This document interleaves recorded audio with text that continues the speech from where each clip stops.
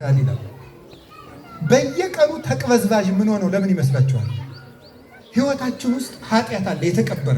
ወይ የወንድማችን ደም አለ፣ ወይ የበደልነው አለ፣ ወይ የተሳደብነው አለ፣ ወይ ያስቀየምነው አለ። ወይም ደግሞ ሰውነታችን እግዚአብሔርን የበደለበት ተቀብሮ ያለ የኃጢአት ድል በዚህ ውስጥ አለ። ስለዚህ ቃየል ምን አለ መሰላችሁ? ወእከውን ርዑደ ወድንጉፀ ወኩሉ ዘረከበኒ ይቀትለኒ። እኔ ተቅበዝባዥና የምደነግጥ እሆናለሁ፣ የሚያገኘኝ ሁሉ ይገለኛል።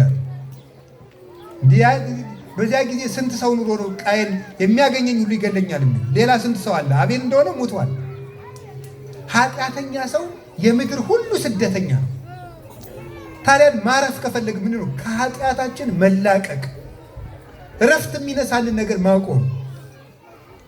የበለጠ ለነፍሳችን ላይ ሰውነታችን ውስጥ የኃጢአት እሳት ካለ እኛ ዘፈኑን፣ እኛ እንትኑን፣ እኛ ስድቡን እያደረግን ነዳጅ እንጨምርበታለን። ነፍሳችን በኃጢአት እሳት ትነዳለች። በምናችን እንረፍ?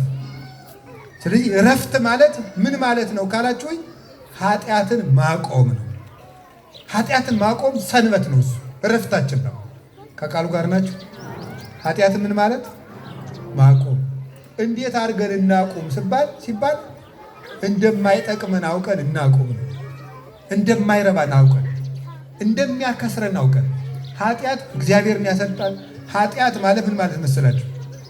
ኃጢአት በግዕዙ ኃጢኦት ነው።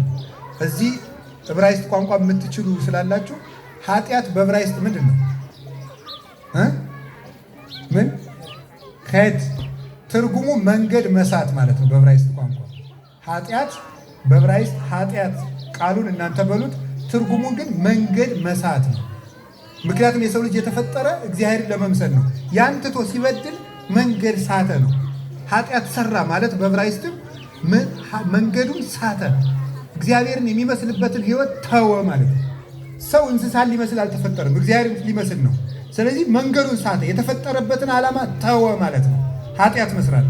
ግዕዙ ኃጢአት ማለት ማጣት ማለት ነው። ምንድን ነው የምናጣው? ኃጢአት ስንሰራ ራሳችን እናጣለን፣ አይምሯችን እናጣለን፣ ጊዜያችን እናጣለን፣ ዘመድ እናጣለን፣ ወንድም እናጣለን፣ ሀገር እናጣለን፣ እግዚአብሔርን እናጣዋለን፣ ጤና እናጣለን፣ እድሜ እናጣለን፣ እንቀሰፋለንም ጭምር፣ ጉልበታችን እናጣዋለን፣ ጊዜያችን እናባክንበታለን፣ አይምሮ የለሽ እንሆናለን። ይህንን እንዳናደርግ ሰንበት ማለት ኃጢአትን ማቆም ነው፣ እረፍት ማለት ስለሆነ እግዚአብሔር ያሳርፈን፣ እግዚአብሔር ያሳርፈን። የመጨረሻ አንድ ነገር እንነግራችሁ። የመጨረሻ ሰንበት ማለት ምን ማለት ነው? ትርጉሙ ረፍት በሉ እንጂ። እንግዲህ የመጨረሻው ሰንበት መድኃኒታችን ኢየሱስ ክርስቶስ። ሰንበት ማለት ረፍት ነው። ረፍትስ ማን ይመስላችኋል? ጌታችን መድኃኒታችን ኢየሱስ ክርስቶስ። እሱ ነው ረፍታችን። ምንድን ነው የሚያሳርፈን ካላችሁ፣ ክርስቶስ ነው የሚያሳርፈን።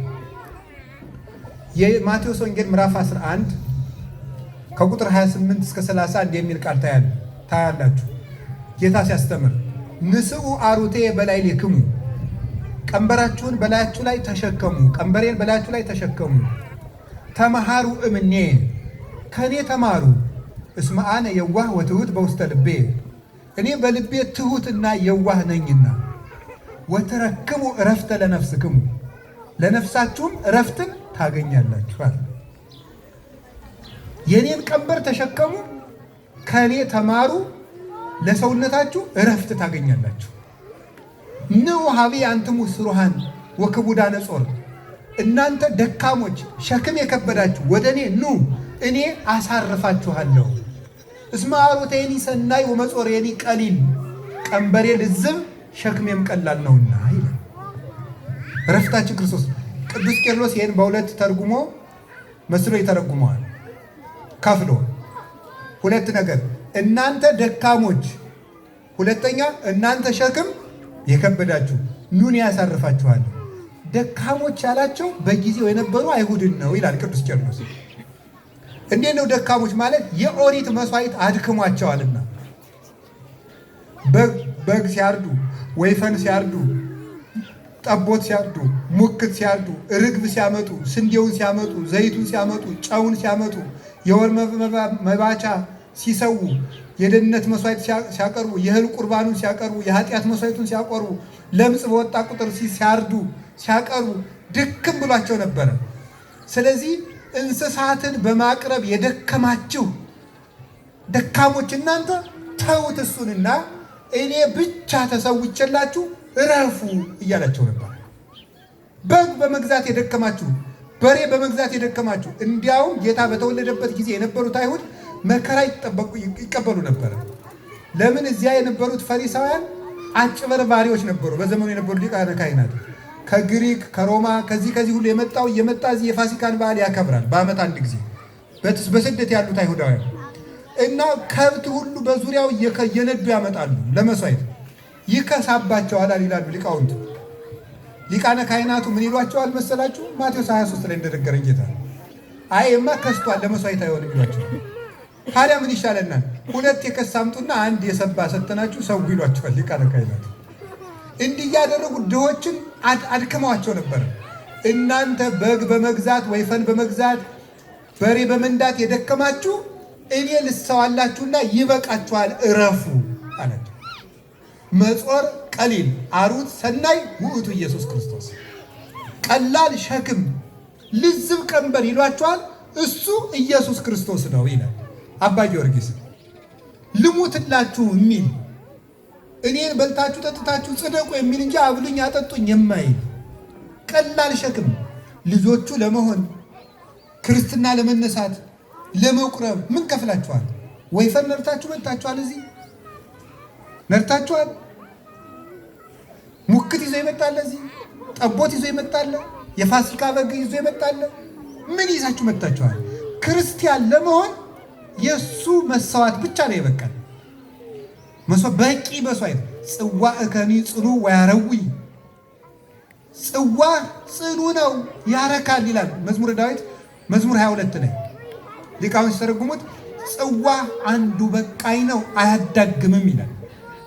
ሊቃነ ካህናቱ በዓመት ለንጉሱ አንዱ ወይፈን፣ ለሊቀ ካህናቱ አንዱ ወይፈን፣ ለሕዝቡ አንዱ ወይፈን በየዓመቱ ያርዳል። ክርስቶስ ግን በየዓመቱ መስዋዕት ማቅረብ የማያስፈልገው አንድ በቂ መስዋዕት ነው። ቅዱስ ዮሐንስ አፈወርቅ እንደተናገረው የሚደጋገም ደካማ መድኃኒት ነው። ክርስቶስ ግን ጽኑ መድኃኒት ስለሆነ አንድ ጊዜ ተሰቅሎ ዓለምን አንድ ጊዜ ፈወሰው፣ አዳነው። በዚያች በዕለተ ዓርብ ባደረጋት የእርቅ ስራም ዓለምን እስከ ዘላለሙ ድረስ አምነው በእሷ ሰረፍኖት የሚሄዱትን ሰላም ሲሰጣቸው ይኖራል ጌታ። ስለዚህ ጌታችን ኢየሱስ ክርስቶስ 5500 ዘመን ለደከሙ ነፍሳት፣ በሲኦል ላሉ ነፍሳት ረፍት የሰጠ፣ በመስዋዕት ብዛት ለደከሙት አይሁድ ረፍት የሰጠ መስዋዕታችን ነው። እዚህ ሸክም የከበዳችሁ የተባሉ ደግሞ አሕዛብ ናቸው ይላል ቅዱስ ቄርሎስ። እነሱ ምንድን ነው? የአሕዛብ ጣዖታት። እስራኤልስ በግ ነው የሚያርዱት።